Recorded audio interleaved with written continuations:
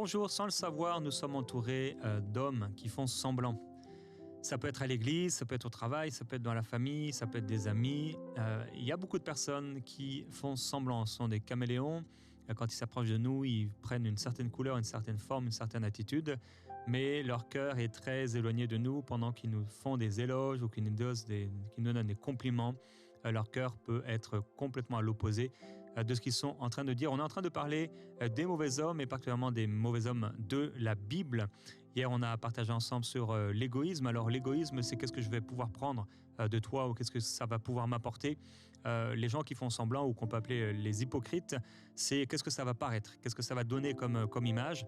Et il y a également des hypocrites égoïstes ou des égoïstes hypocrites. Donc, l'un et l'autre, ils vont me faire montrer une certaine image, mais c'est aussi qu'est-ce que ça va m'apporter en me faisant passer pour.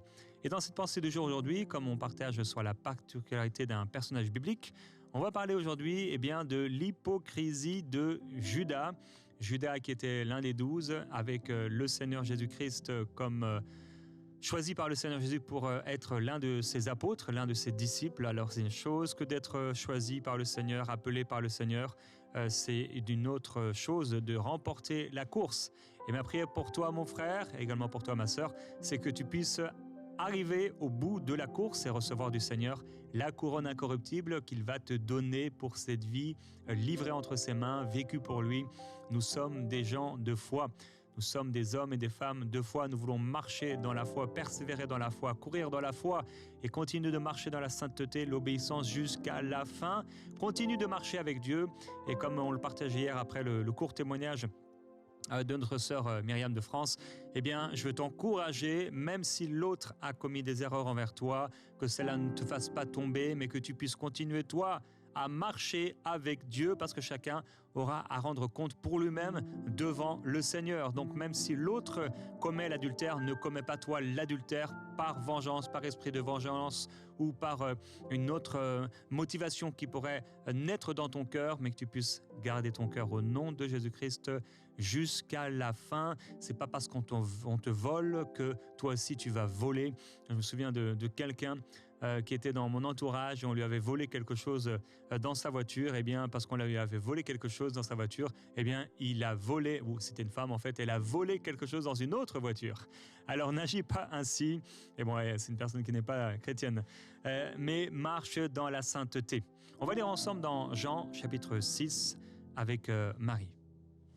Jésus leur répondit, « N'est-ce pas moi qui vous ai choisi, vous les 12, et l'un de vous est un démon ?»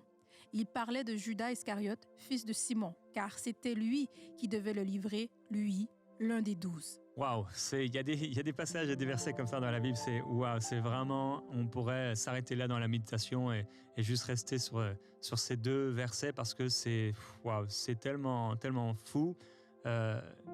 Imagine, tu étais là avec les 12 et donc il y a les 11 et il y a toi. Et Jésus dit, alors que tu marches avec ces 12 depuis un moment, il y a un de vous, c'est un démon. Ils ont dû se regarder les uns et les autres et se demander qui c'était parce que extérieurement, physiquement, il n'y avait peut-être aucun trait, il n'y avait rien qui pouvait montrer extérieurement qu'il y avait un parmi eux qui était un démon. Imagine si j'avais dit parmi nous, Gordon, Marie, ou quelqu'un nous disait parmi vous, Gordon, Marie, Jérémie, il y a un démon. On se regarderait tous les trois et se demander mais c'est qui? Mais merci Seigneur, il n'y a pas de démon parmi nous. Alléluia! Gloire à Dieu. Mais il y a quelqu'un qui peut marcher avec toi et qui peut être un démon. Pierre n'a pas vu ça, Jacques n'a pas vu, Jean n'a pas vu, ils n'ont pas su qui c'était. Philippe n'a pas su qui c'était. Un parmi les 12, et c'est répété. N'est-ce pas moi qui vous ai choisi, vous les 12, et l'un de vous est un démon, et à la fin, cette répétition sur l'un des 12. C'était l'un des 12. Il faisait vraiment partie de la famille. Il avait été choisi par le Seigneur. Mais c'est pas parce que tu as été choisi par le Seigneur. Et c'est pas parce que même tu peux porter des fruits. C'est pas parce que tu peux même ressentir la présence de Dieu à l'église quand tu y vas. C'est pas forcément pour cela que ton cœur marche pour le Seigneur. Alors, l'encouragement pour toi, c'est de faire attention à ces gens hypocrites.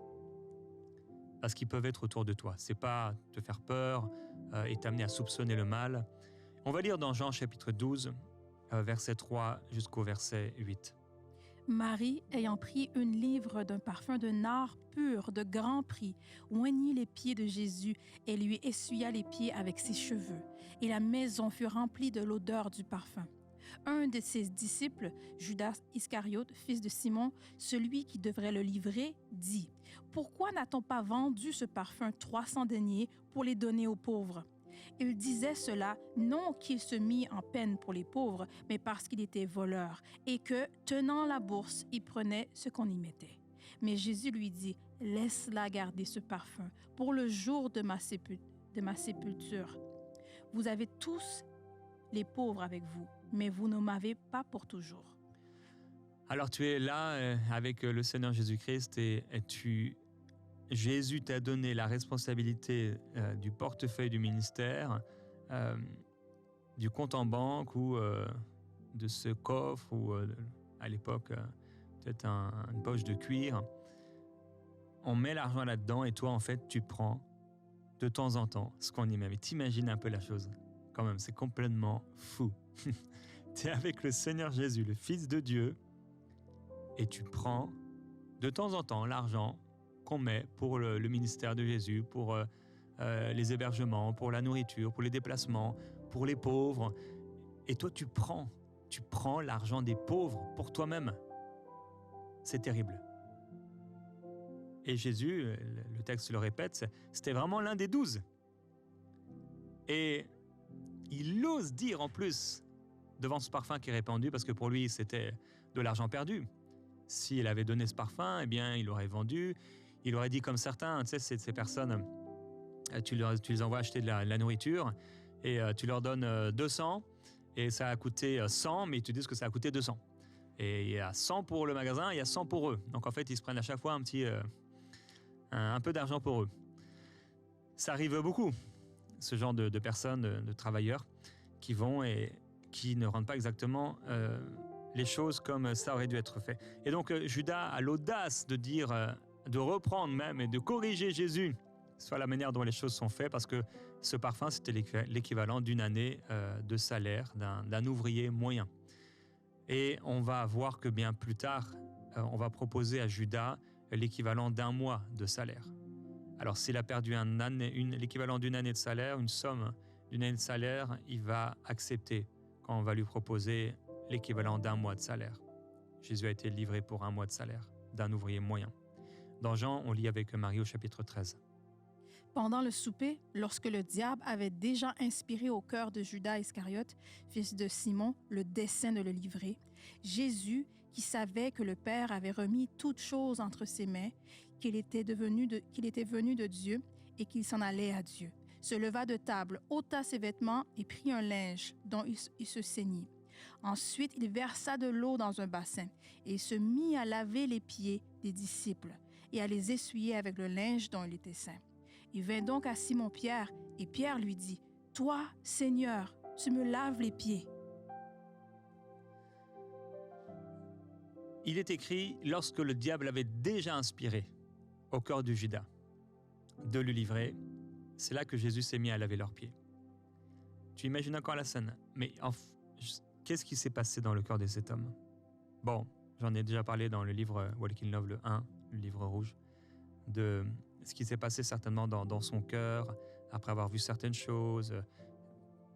Il a vu que Jésus avait l'air de faire un choix entre Pierre, Jacques et Jean, des choses qu'ils vivaient ensemble. Ils sont allés sur la montagne, pas lui. Il y a des choses qu'ils vivaient et lui, il n'était pas là. Il y a des choses qui se faisaient. Peut-être cette femme, et c'était là la goutte d'eau qui a fait déborder le vase. Jésus honore cette femme et moi, il ne m'honore pas. Peut-être il était en train de se dire au bout d'un moment, mais c'est moi qui m'occupe du portefeuille, des dépenses, etc. Alors Jésus, il ne me paye pas, je suis là bénévolement, il faut quand même que je prenne un peu d'argent.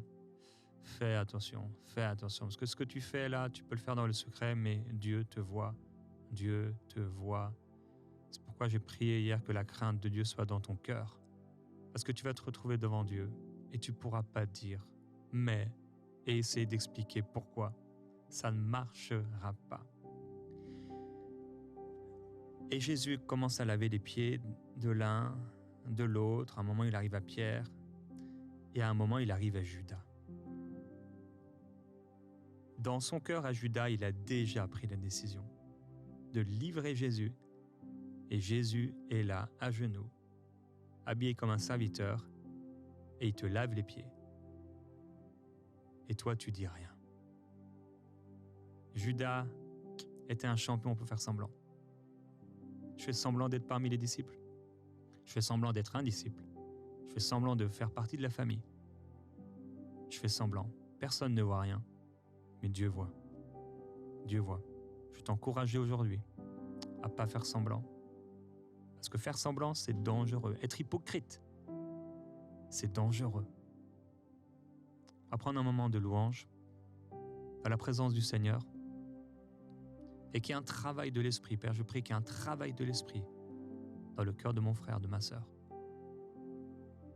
afin qu'il puisse vraiment changer. Au nom de Jésus-Christ.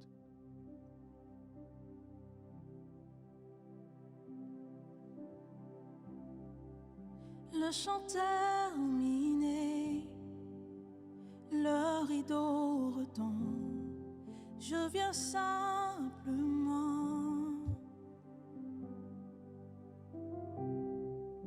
porter mon offrande, car j'ai le désir de réjouir ton cœur. J'apporte bien plus qu'un beau chant. Chanter ne me suffit pas pour répondre à ton appel. Les apparences sont trompeuses. Tu vois bien au-delà. Oh Dieu, tu sondes mon cœur. Je reviens au cœur de l'adoration. Tout est centré sur toi, centré sur toi, Jésus. Oui, je renonce à tous mes faux semblants.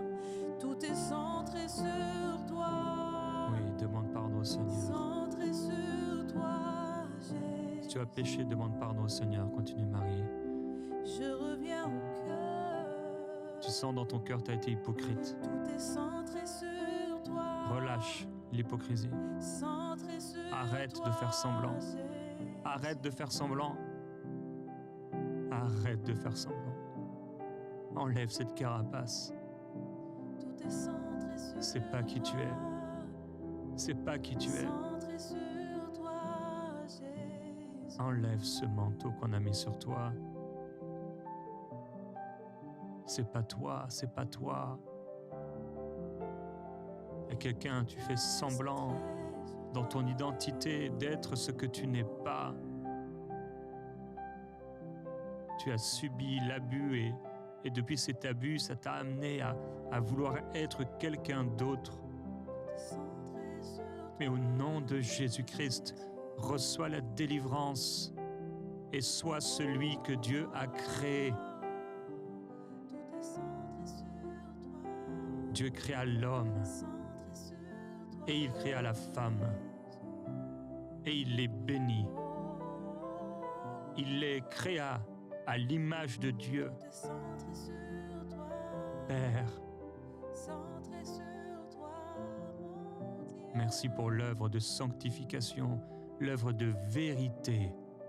La vérité au fond du cœur. Tu prends plaisir à la vérité au fond du cœur. Merci pour la vérité dans le fond du cœur, Seigneur.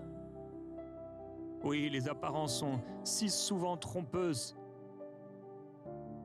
Père, tu nous as appelés à faire attention à ne pas nous fier à tout esprit, parce que ce n'est pas tous les esprits qui viennent de toi. Tu nous as dit que le loup, il vient comme un agneau déguisé. Il vient en vêtements blancs, mais dans son cœur, il y a la haine. Tu nous as avertis des faux prophètes, des gens qui sont faux. tu nous mets en garde aujourd'hui. Tu mets en garde des sœurs aujourd'hui à ne pas se faire rouler. Tu mets en garde des hommes aujourd'hui à ne pas tomber dans ce péché et à revenir vers toi. Seigneur, merci. Alléluia. On veut parler de ces hommes qui font semblant. Et la première chose dont j'aimerais t'encourager à faire attention, c'est faire attention aux hommes qui font semblant d'être un frère. Il y a des hommes qui font semblant d'être des frères. C'est pas du tout des frères. On va lire dans Jude et on va lire le verset 3 et le verset 4. Bien-aimés, comme je désirais vivement vous écrire au sujet de notre salut commun, je me suis senti obligé de le faire afin de vous exhorter à combattre pour la foi qui a été transmise aux saints une fois pour toutes. Car il s'est glissé parmi vous certains hommes dont la condamnation est écrite depuis longtemps, des impies qui changent la grâce de notre Dieu en dissolution et qui renient notre seul Maître et Seigneur Jésus-Christ. Amen. Alors, il sentait le désir de pouvoir leur dire ces choses parce que il dit qu'il s'est glissé parmi vous, certains hommes. C'est pas des gens extérieurs à la maison, c'est pas des gens extérieurs à l'église.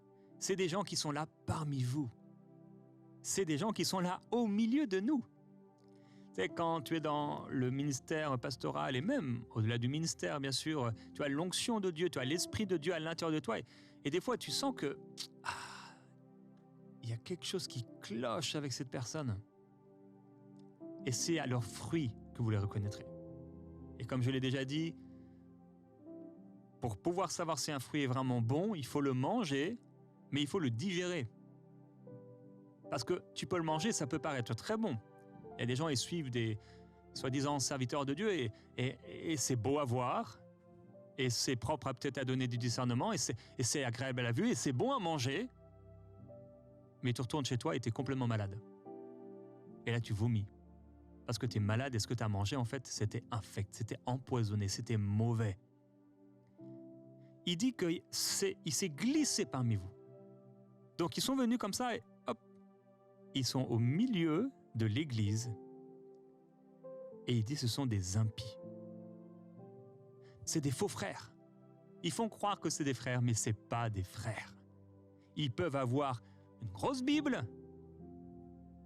Ils peuvent, quand le pasteur dit certaines références, ils peuvent aller même plus rapidement que toi au passage. Ils peuvent faire de grandes prières. Des grandes prières, c'est eux que tu entends même prier peut-être le plus dans l'église. C'est ça qui est terrible. Ah, c'est terrible. Mais c'est pas du tout des frères. Du tout. Et Paul en parle aux Romains. On lit au verset 18 du chapitre 16.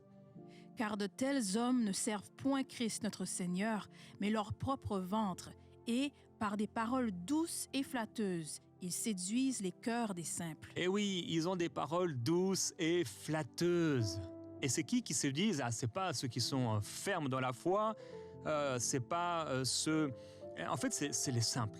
Alors, plusieurs façons de définir quelqu'un qui est simple. Hein. Ça peut être quelqu'un qui est juste simple de cœur, ou ici on pourrait parler peut-être plutôt de quelqu'un qui est faible dans la foi. Il manque de discernement, et donc il se fait séduire.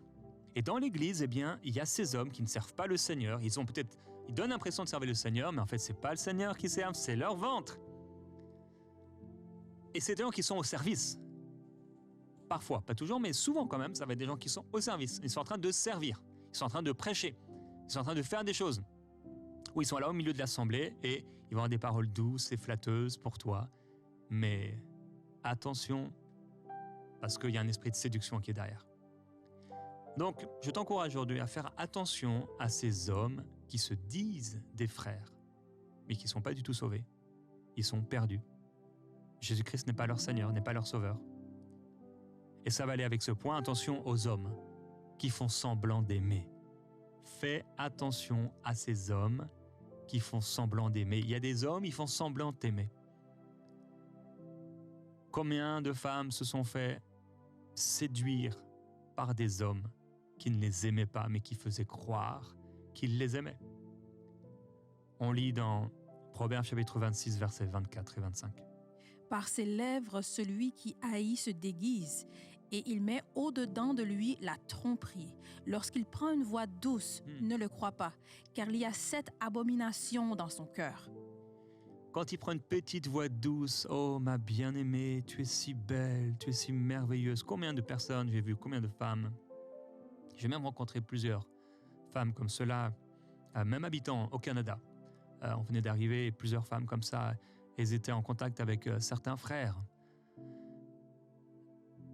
dans d'autres pays, d'autres continents.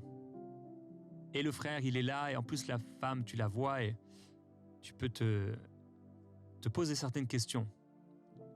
Parce que dans son église et partout, etc., il ne trouve pas d'homme, mais là, comme par hasard, il trouve un homme, voilà, il a l'air d'être bien. Et en fait, la seule chose qu'il veut, c'est venir dans le pays. Il n'en a rien à faire de toi. J'ai entendu des histoires, et entre autres une histoire dont je me rappelle, et la femme, elle se marie, elle fait tous les papiers, toutes les dépenses, et voilà le mari qui arrive, et se dit « Oh waouh, il a tout préparé !» Et en fait, eh bien, il disparaît. Il entre dans le pays et il disparaît. Il n'en avait rien à faire d'elle, c'était que des beaux discours, c'était des paroles flatteuses, mais il y avait 7 abominations dans son cœur, comme dit les Proverbes. Ce qu'il disait, c'était faux. Faux. Alors, fais attention, ma sœur. Fais attention à cet homme. Est-ce qu'il t'aime vraiment? Vraiment. Et une bonne prière à faire. On a plusieurs fois encouragé des couples à faire cette prière, pas dans le soupçon du mal, mais parce que bien, c'est quand même la deuxième, certainement, décision la plus importante de notre vie, ça va être concernant la personne avec qui on va se marier. La première étant accepter Jésus-Christ dans notre cœur. C'est Seigneur, mets toutes choses cachées à la lumière. Je veux marcher dans l'amour, mais mets toutes choses cachées à la lumière. Je veux aussi t'encourager à faire attention aux hommes qui font semblant d'être spirituels. Il y a des gens, ils font juste semblant d'être spirituels. J'en ai un peu parlé tout à l'heure, mais ceux-là, ils peuvent être chrétiens, mais ils font semblant d'être spirituels. Ce sont des gens aussi, ils vont peut-être même parler avec toi à la fin des cultes pour te corriger sur un verset. « Oh, tu n'as pas dit la bonne référence, mon frère. » « Oh, mais sais-tu qu'en grec, ça veut dire ça ?» Ils paraissent être très spirituels. Et en fait, ce sont des gens, mais profondément charnels. Ils vivent dans le péché. Ce sont des voleurs, ce sont des menteurs, ce sont des cupides. Et ils font semblant d'être. Père, permets-nous d'être vigilants et de faire attention à ceux qui font semblant. Jésus-Christ, tu as choisi Judas. Il aurait eu le choix de changer. Tu ne l'as pas condamné à faire le mal. Non. Il a fait un choix intérieur, dans la blessure peut-être, dans le sentiment d'injustice peut-être, dans cette cupidité. Il s'est certainement laissé aller petit à petit. Il a pris une fois dans le portefeuille. Et puis il s'est dit, c'est bon, personne ne voit. Il a pris une deuxième fois et c'est devenu une habitude. Et son cœur a commencé à être pourri, empoisonné par le mal. Je veux prier, Père, pour ceux dont le cœur a commencé à être empoisonné par le mal. Puisqu'on en a parlé, Père, je prie pour des personnes qui volent dans ta maison. Oh, il y a un temps où le jugement va tomber, ça va être si grave. Il y aura une gravité dans le jugement. Il y aura une sévérité dans le jugement. Ta sévérité que tu as employée pour les anges qui sont tombés, qui ont été déchus, c'est cette même sévérité que tu utiliseras pour ceux qui ont menti, pour ceux qui ont fait le mal, pour les hypocrites, les irréligieux, qui ont fait croire mais qui ont délaissé ce qui fait la force de l'Évangile. La nouvelle naissance, l'Esprit de Jésus-Christ dans le cœur d'un homme, la sanctification, la véritable foi en toi. Père, ma prière c'est aussi que tu gardes nos cœurs de tomber. Garde nos cœurs, Seigneur Jésus-Christ. Garde nos cœurs. Ta parole déclare que tu as le pouvoir de nous garder debout, de nous faire tenir debout jusqu'à la fin. Alors, Père, je prie pour mes frères et pour mes sœurs. Plusieurs font semblant. Ils marchent dans la manipulation pour arriver à leur fin. Certains, comme je l'ai dit, c'est pour des papiers, pour l'immigration. D'autres, c'est pour l'argent. D'autres, c'est pour un statut social. D'autres, c'est pour un CV, pour un travail. Et c'est tromperie sur tromperie. Certains, Père, je prie pour ceux parmi ton peuple qui écoutent aujourd'hui et qui, pour arriver à quelque chose, eh bien, ils ont pris un chemin détourné. Ce sont des personnes qui ont suivi la voie de Balaam, qui ont forcé encore, qui ont forcé ta main et qui, au bout d'un moment, se sont ouverts à des esprits séducteurs.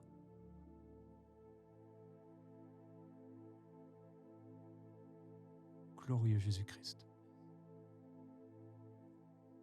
Ton esprit est là, il agit, il travaille avec ta parole. Je prie pour une sœur qui est enlacée dans cette relation, mais dont le cœur s'ouvre, les yeux s'ouvrent maintenant pour voir. Père, il y a des personnes, ils ont été avertis, ils refusent. Ils refusent. Ils continuent, ils voient des sens interdits, ils refusent. Il y a des accidents sur la route, mais ils continuent d'avancer. Père, on veut être honnête, on veut être sincère. Nous voulons être vrais. Fais de nous des hommes et des femmes qui sont vrais en tout temps, Seigneur. Et garde-nous des faux. Garde-nous des faux.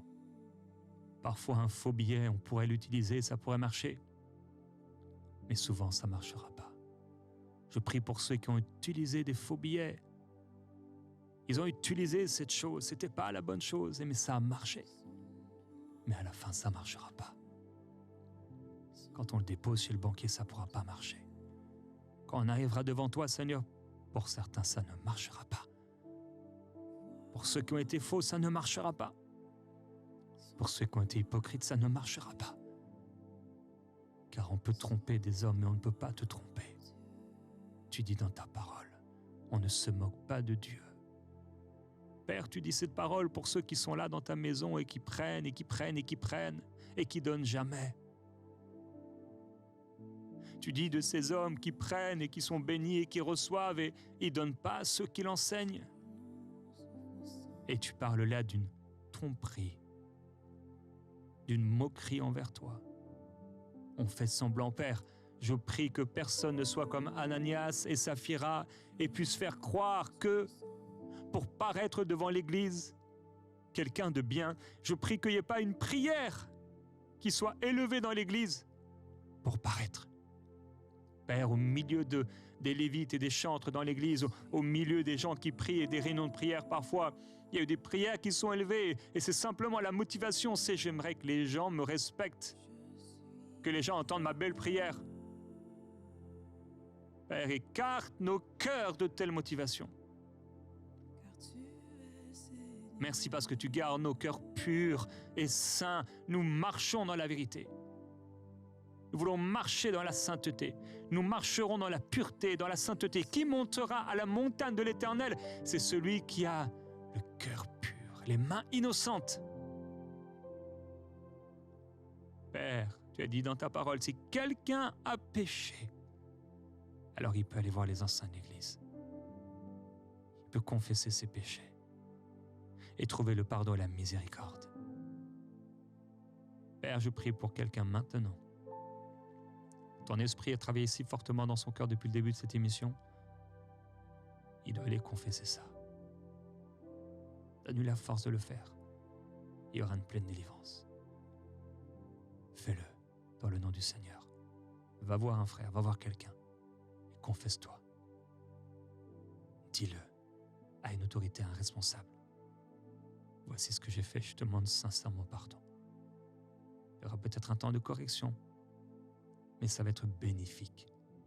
La correction du Seigneur, ça paraît pour un temps être un sujet de tristesse. Et quand tu acceptes la correction et le temps de correction, ça produira quelque chose de bon pour ta vie et de salutaire pour ton âme. On se retrouve demain.